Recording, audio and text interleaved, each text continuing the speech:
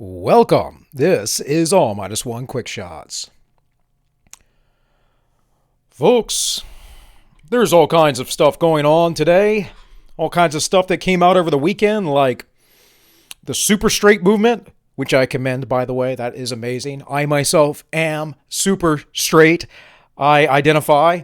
I am only attracted to the special made-up word of people who were actually heterosexual at birth, the gender and sex in which they were at birth.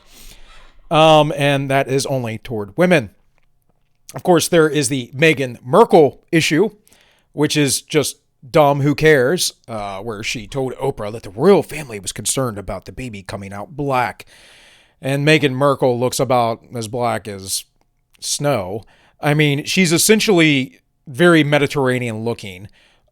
She could be considered, say, maybe Eastern European of some different various persuasions, but she doesn't look like any sort of African person. And I don't think the royal family had that conversation with her. I think that was made up. But the folks that did, essentially commit incest for centuries in order to keep their power within the family line, I mean, let's not put it past them, right?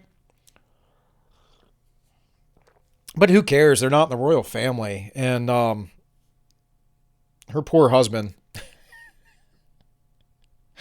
I don't know. I was dumb and young and there once. But in any case, again, who cares? Because there are bigger fish to fry. For instance, we are getting a stimulus check here soon. And what you should understand is this. Now, I spoke about this yesterday. Let's look at this real quick. It's a little tweet from Mr. Dan Crenshaw talking about how the cost of this package for Americans, that is the money they're taking from you that's going to other folks, is larger than the sum you're getting back, which means you're not getting anything.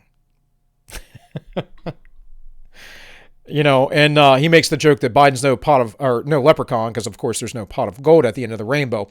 But more importantly than this right here, other than them pretending like they're giving you money, which they're not, they're inflating your money. Now, I mentioned this yesterday. I've mentioned it plenty of times. Here is the Federal Reserve Board of Governors. And here is their announcements. And so it will extend Paycheck Protection Program liquidity facility, or PPPLF, by 3 months. And they'll just do it again. So this hurts us financially, as well as all these other things that are not listed here going on. Like, these are just little issued enforcement action, blah, blah, blah.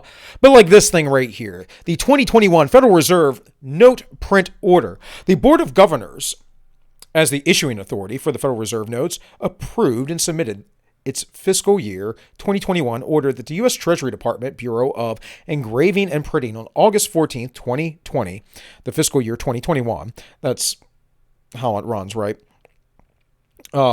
is heavily influenced by the pandemic and has experienced unprecedented demand for currency. Well, what they should do is actually not print anything and not artificially throw the currency in, and that would actually help stabilize the economy, believe it or not. I know it's counterintuitive to the Keynesian, crazy, socialistic, left-leaning economics that we use, but the reality is if they didn't print money, the money that was out there would end up becoming worth more, and goods and services would become more valuable, and they might be harder to attain from people, but people might also stay afloat by those that are wealthy and rich and can go do things, as there are still plenty of those people around. And some of us who are poor would get the hint that we need to start saving our money instead of just buying things for cheap because they're printing it and devaluing our money. Anyways, it says, the print order reflects the board's estimate of net demand for currency from domestic and international customers in 2021. Unlike in past years, when other major drivers of print order was replaced and unfit notes shredded at the reserve, an increase in net payment drives the 2021 print order.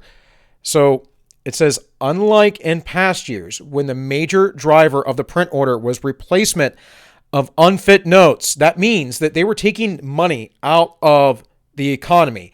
Now they are not. They're not taking anything out to replace it.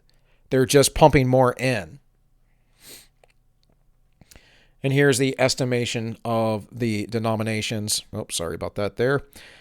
And what it'll end up looking like, a lot of this is purely electronic. It's not actually real money.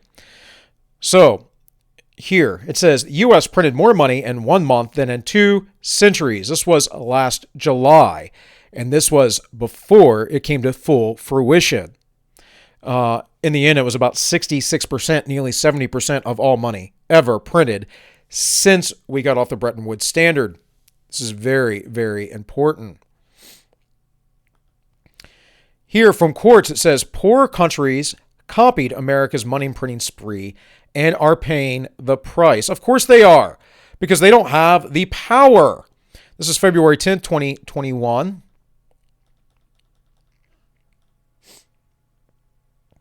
And it says the Federal Reserve and other powerful central banks have viewed a let me bigly size this a little bit more.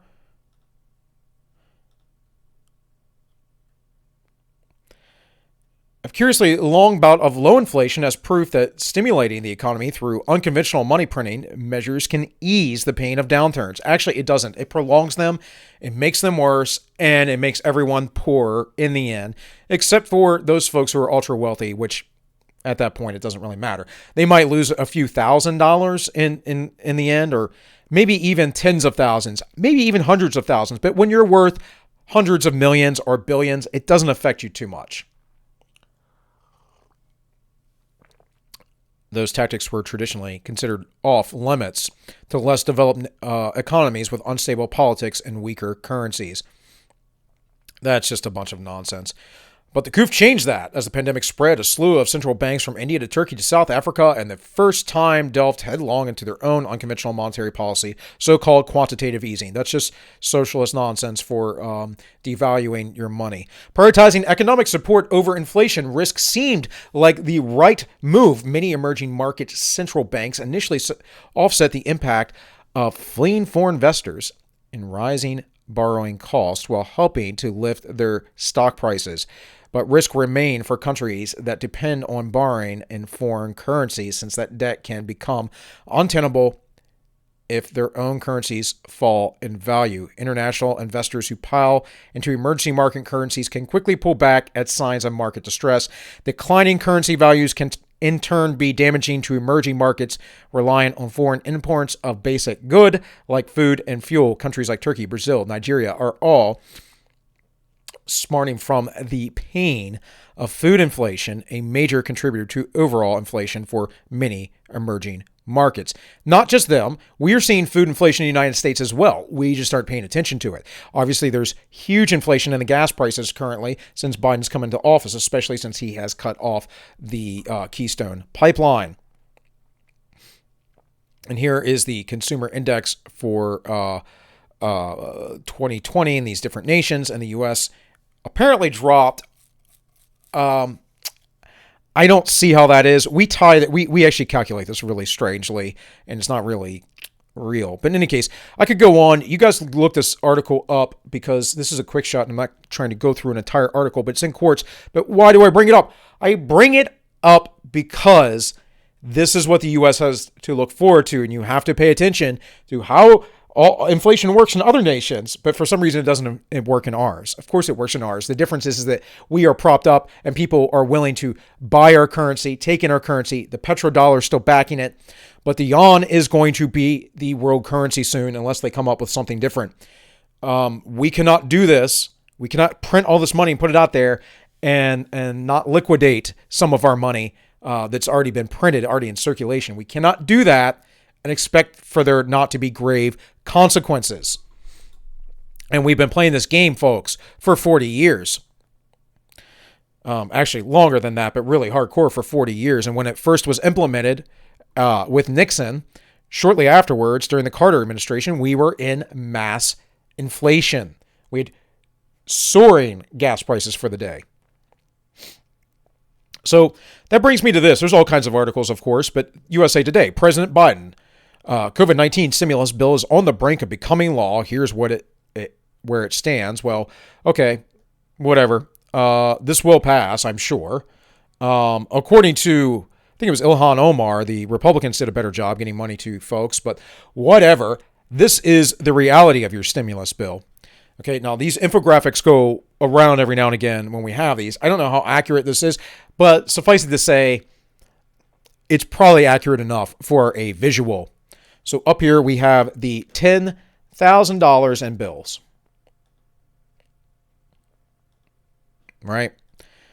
Then we have $100,000 in $100 bills.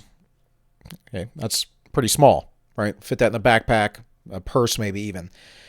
Then we have $100 million in $100 bills, and then we're getting to a pallet, and $1 billion. Now, most of us think of $1 billion as a lot, but I could fit that easily into my garage or bedroom or spare bedroom or something like that. This is what $1 trillion looks like in $100 bills. Sorry about that. That's a person standing next to it. That's the pallet, the pallets we just looked at above here. And finally, this is what 1.9 trillion, this is stacked 4 times. This is pallet on top of pallet, looks like. Okay? This is in $100 bills. So this is 1 trillion, this is 1.9 apparently. And this is 2 stacks, right? That's double stack, this is single stack, 1 billion. So I'm doing this so you know, you can visualize. There's the little dude right there. How much money we're spending. And this is roughly 1.2 billion. That's the 8% reserved for the struggling citizen. So that seems like a lot, but 92% goes to foreign entities, foreign entitlements. 92%, folks. Look at that. Look how small that person is. We have to understand this in a visual sense because there's no real way to understand it conceptually in the mind. It is a ton of money, and there's a ton of money not being spent here. The government is stealing from you and giving to others, to other nations. And just as I read to you from that Quartz article, these other nations are inflating. We're going to invest in them, and it's just not going to work out well. It's just not. So we have the super straight stuff. We have the Meghan Markle stuff. Hell, Dr. Seuss was canceled, right? Pepe Le Pew was canceled. Man, I don't even know what else off the top of my head. Oh, Texas and Mississippi, they're not wearing masks right now. There's no lockdowns there anymore. They're Neanderthals, right? I had all these memes actually queued up for the Incestify the Memes on Sunday night because we were supposed to have Kit Cope on, but, Kit, I guess, destroyed his phone or something. In any case, so the show was not had, but I did have all these memes. And the point being is that all these things are fun. And it's good to talk about culturally, and we have to understand where we're at culturally and morally and all those things. But the bottom line is we are about to hit an economic superstorm, and it's going to be bad, folks. I hope you are prepared. We're going to do this again, I promise you. There will be another bailout because Biden is talking about having us locked down until 2022. And if this is the case, and the energy policies are going the same, the printing policies are the same, and our foreign aid is the same, this nation will be failing on the economics very, very soon. So you can RIP Dr. Seuss or Pepe Le Pew or, we can talk about Meghan Markle and all that nonsense. Guys, we can talk about being super straight, which I identify as, by the way. And my pronouns are His Royal Majesty and Your Royal Majesty, by the way, if anyone wants to know. But none of those things really matter. They don't really matter when you have to bring barrels of money just to go buy a loaf of bread.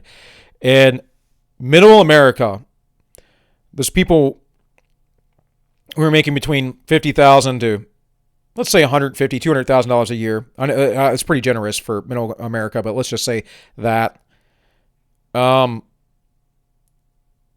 You're going to be suffering here very soon. I can promise you. It's not going to be good. I hope you know how to trim your spending. I hope you know what are luxuries and what things are necessities. I hope you can implement some discipline. I hope you can find some meaning in things other than consumerism, because if not, you are going to have a very hard time coming very soon. But hey, guys, that's about all I have. With all that said, this has been all -1 Quick Shots, and I wish you all well.